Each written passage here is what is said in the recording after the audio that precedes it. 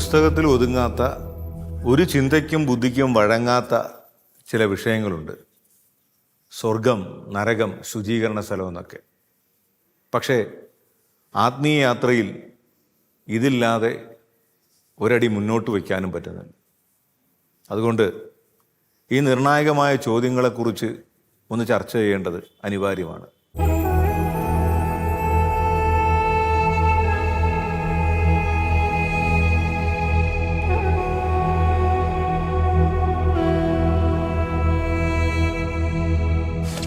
നമ്മുടെ ആത്മീയ ജീവിതത്തിലെ പ്രധാനപ്പെട്ട കാര്യങ്ങളാണ് സ്വർഗവും നരകവും ഒക്കെ.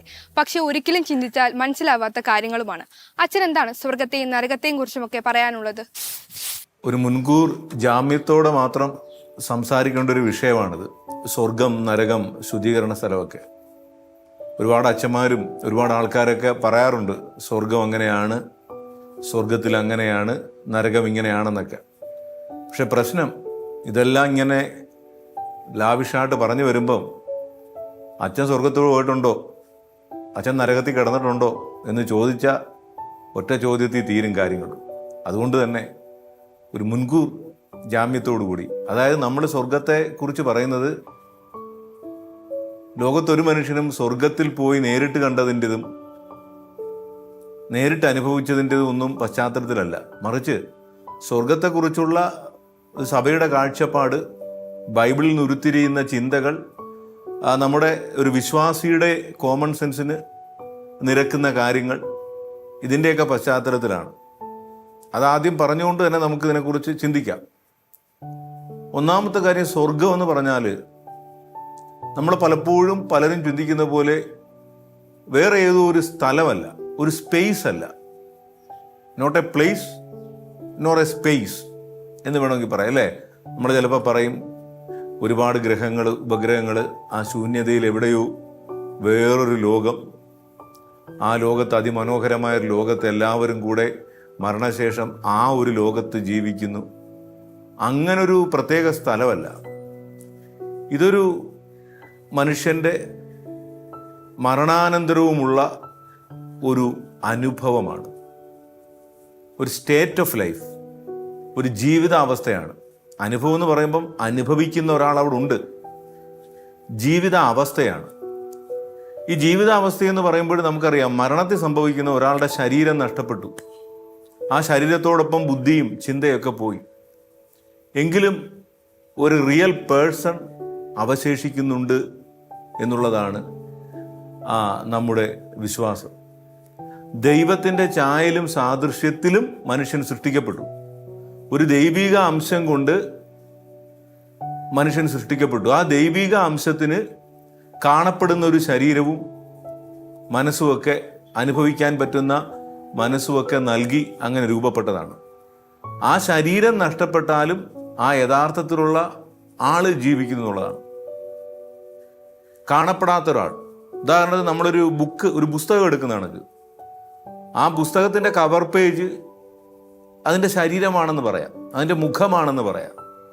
ഓരോ പേജും അറിയുമ്പോൾ അതിൽ വാക്കുകളും വരികളും ഒക്കെ ഉണ്ട്.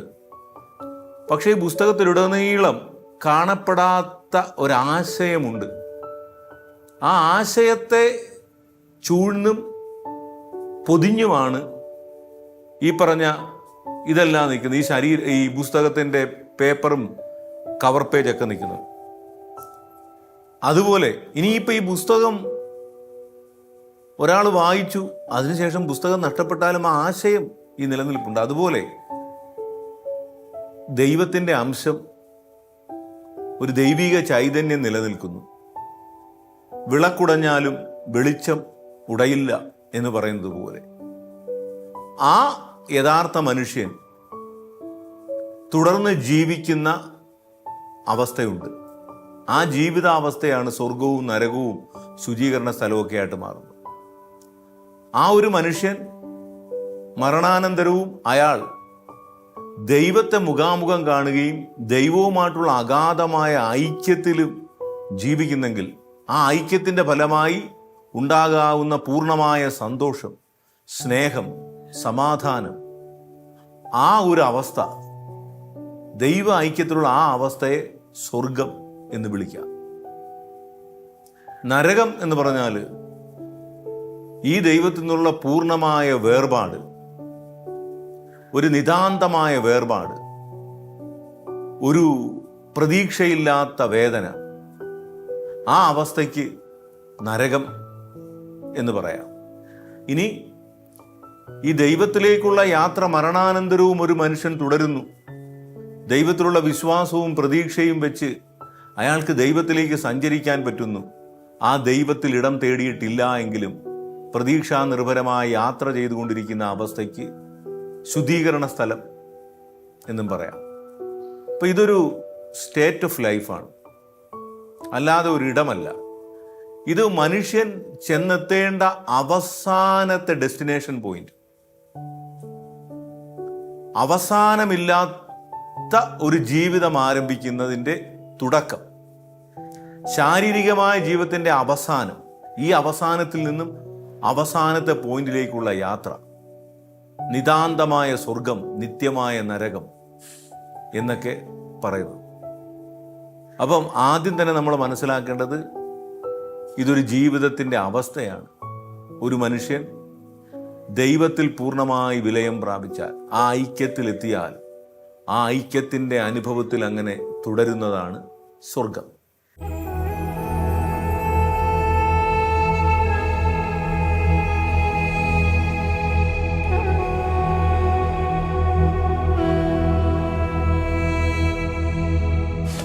അച്ഛൻ പറഞ്ഞല്ലോ സ്വർഗം എന്നത് ദൈവവുമായുള്ള ഐക്യത്തിന്റെ ഒരു അവസ്ഥയാണെന്ന്. Mean a union with God. ഇതൊരാൾക്ക് മരണാനന്തരം സംഭവിക്കുന്ന അവസ്ഥയാണോ? ഐക്യം, എ യൂണിയൻ വിത്ത് ഗാഡ്, അത് നമ്മളൊന്ന് വിശദമായിട്ട് ചർച്ച ചെയ്യേണ്ട കാര്യമാണ്. മരണാനന്തരം സംഭവിക്കുന്നത്, അല്ലെങ്കിൽ മരണാനന്തരം മാത്രം സംഭവിക്കുന്നതല്ല, ജീവിതകാലത്ത് ആരംഭിച്ച് മരണാനന്തരം മരണത്തോടുകൂടി അതിൻ്റെ പൂർണ്ണതയിലേക്ക് പ്രവേശിക്കുന്ന. ഒരുപക്ഷെ പൗലോസ് അപ്പോസ്തലനൊക്കെ പറയുന്നത് പോലെ, നിങ്ങൾ ഇപ്പോൾ ഭാഗികമായി ദർശിക്കുന്നു, പിന്നീട് അത് നിങ്ങൾ പൂർണ്ണമായി കണ്ടെത്തും, അനുഭവിക്കും എന്ന് പറയുന്നില്ല. ഭാഗികമായി നമ്മളിവിടെ ആരംഭിക്കുന്നു. അപ്പോൾ ഈ എന്താണ് ആ ഐക്യം, യൂണിയൻ വിത്ത് ഗോഡ് എന്ന് പറയുന്നതാണ് നമ്മൾ മനസ്സിലാക്കുന്നത്. അതെങ്ങനെ ആണ് സംഭവിക്കുന്നത്, സാധിക്കുന്നത്?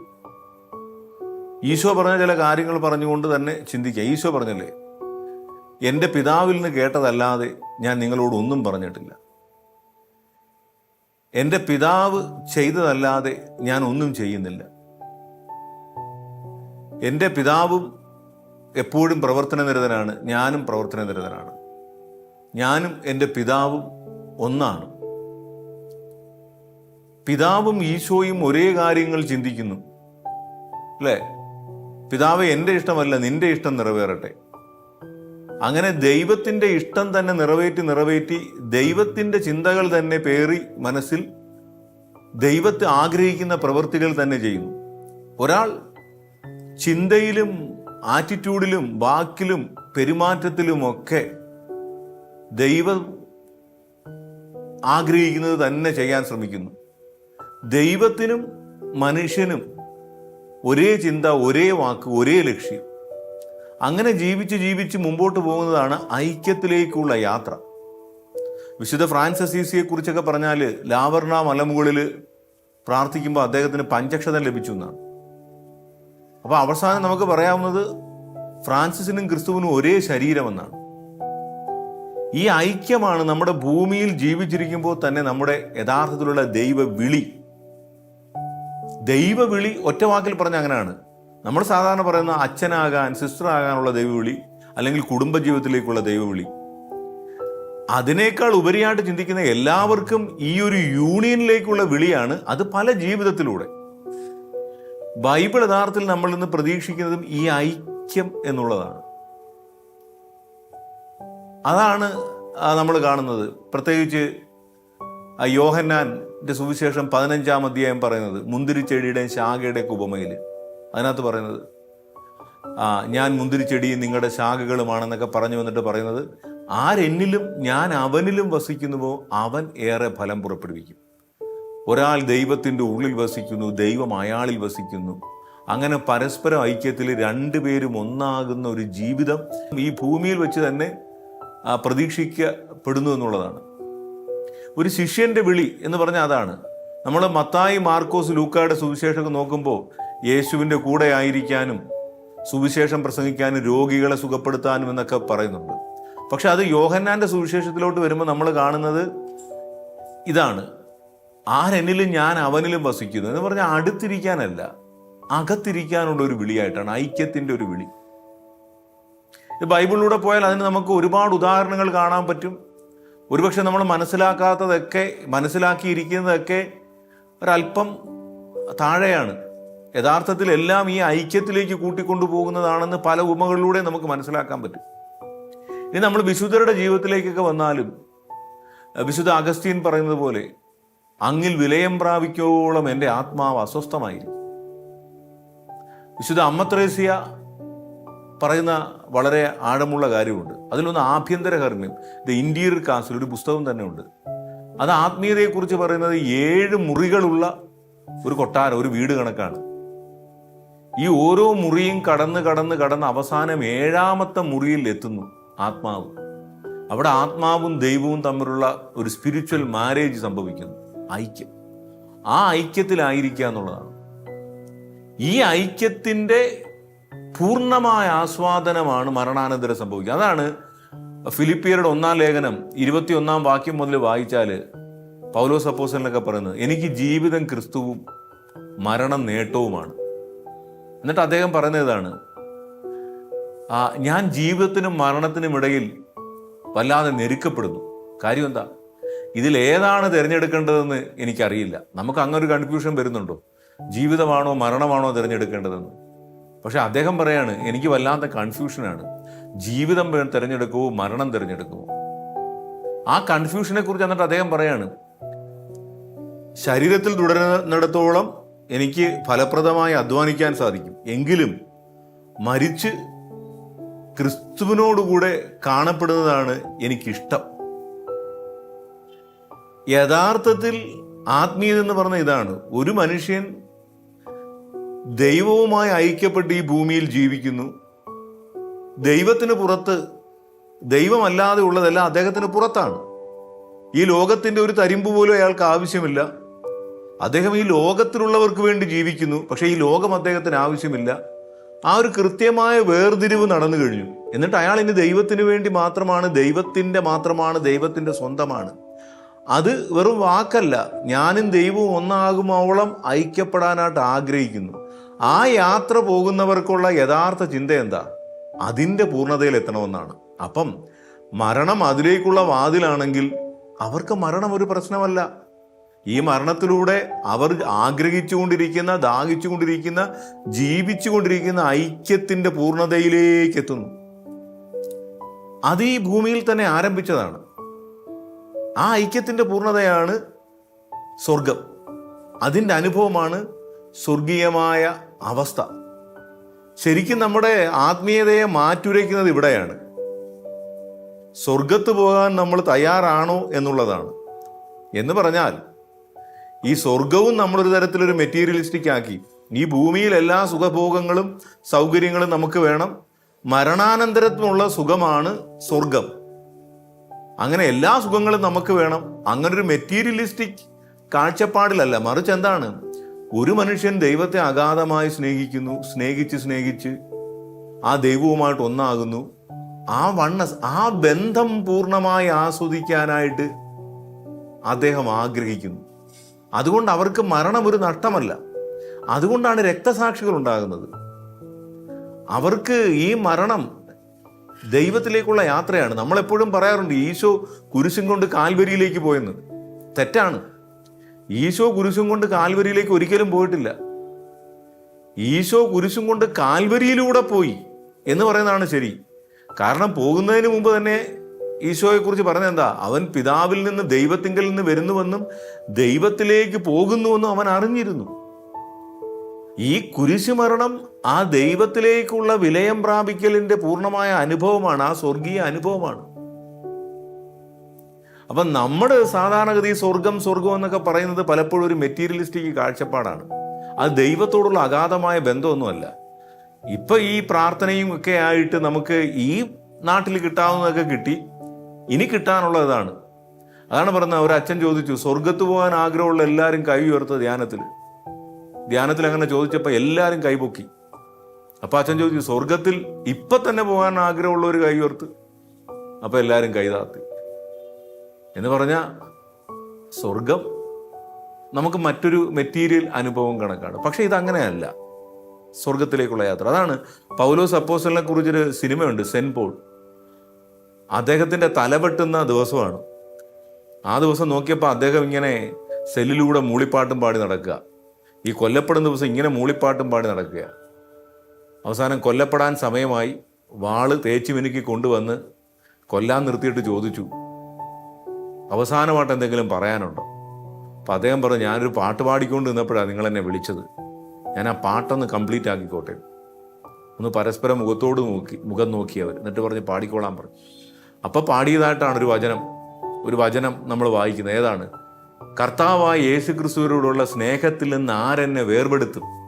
പീഡനമോ ആപത്തോ പട്ടിണിയോ നഗ്നതയോ വാളോ, ഇക്കാലത്തുള്ളവയ്ക്കോ വരാനിരിക്കുന്നവയ്ക്കോ, പ്രഭുത്വങ്ങൾക്കോ ആധിപത്യങ്ങൾക്കോ ഉയരങ്ങൾക്കോ താഴ്ചകൾക്കോ ഒന്നിനും യേശു ക്രിസ്തുവിനോടുള്ള സ്നേഹത്തിൽ നിന്ന് വേർപെടുത്താനാവില്ല. എന്ന് പറഞ്ഞാൽ യേശു ക്രിസ്തുവുമായിട്ട് ഒന്നായി നിൽക്കുന്ന ആള്, അയാൾ ഇനി ഒരിക്കലും അതിൽ നിന്ന് വേർപെടുത്താനാകാത്ത വിധം ഒന്നായി. ഇനി തല വെട്ടിയാൽ കഴുത്തിൽ നിന്ന് തല മാത്രമേ മാറൂ. പക്ഷേ ദൈവത്തിൽ നിന്ന് അയാളെ മാറ്റാനാവില്ല. ആ മരണത്തോടുകൂടി അയാൾ ദൈവവുമായിട്ട് കൂടുതൽ ഐക്യപ്പെട്ട അതിൻ്റെ അനുഭവത്തിലേക്ക് പോകുന്നു. ഫ്രാൻസിസ് അസീസിയുടെ മരണക്കിടക്കയിൽ അധിക നാളില്ല എന്ന് പറഞ്ഞപ്പോൾ അദ്ദേഹം പുഞ്ചിരിച്ചുകൊണ്ട് പറഞ്ഞതാണ്, സഹോദരി മരണമേ സ്വാഗതം, സഹോദരി മരണമേ സ്വാഗതം. അപ്പം ഈ ഒരു ഐക്യം അത് നമ്മളുടെ ജീവിതകാലത്ത് തന്നെ തുടങ്ങുന്നതാണ്. നമ്മുടെ പ്രാർത്ഥനയിലൂടെ, ധ്യാനത്തിലൂടെ, നമ്മുടെ ചിന്തകളിലൂടെ, ആഭിമുഖ്യത്തിലൂടെ, വാക്കുകളിലൂടെ ദൈവവും നമ്മളും ഒരേ ലക്ഷ്യം വെച്ച് പോയി ഐക്യത്തിലേക്ക് എത്തുന്നു. ആ ഐക്യത്തിൻ്റെ പൂർണ്ണതയാണ് മരണത്തിലൂടെ സംഭവിക്കുന്നത്. അതിനെയാണ് സ്വർഗീയമായ അനുഭവം എന്ന് നമ്മൾ പറയുന്നത്.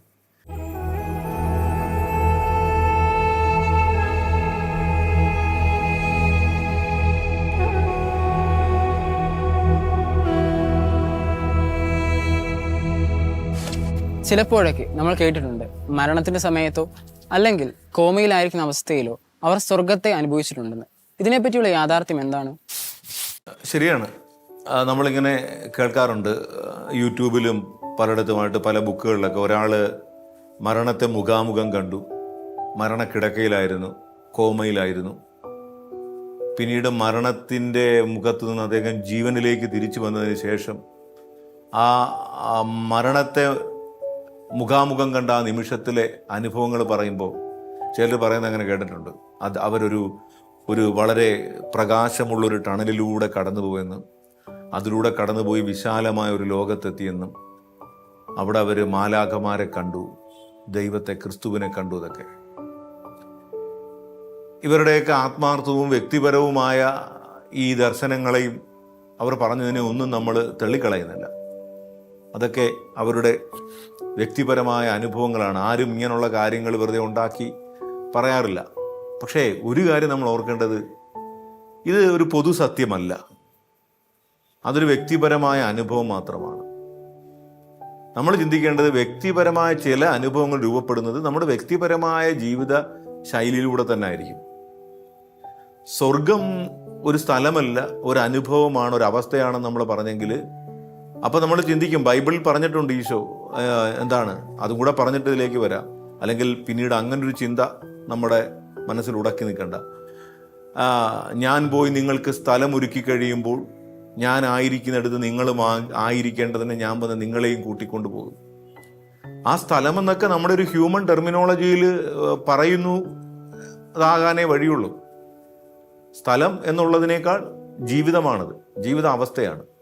അപ്പം തന്നെ നമ്മൾ ഈ കണ്ടു എന്നൊക്കെ പറയുന്നത് വ്യക്തിപരമായി അവർ പറയുന്നത് സത്യമാണെങ്കിലും അതൊരു പൊതു സത്യമല്ല.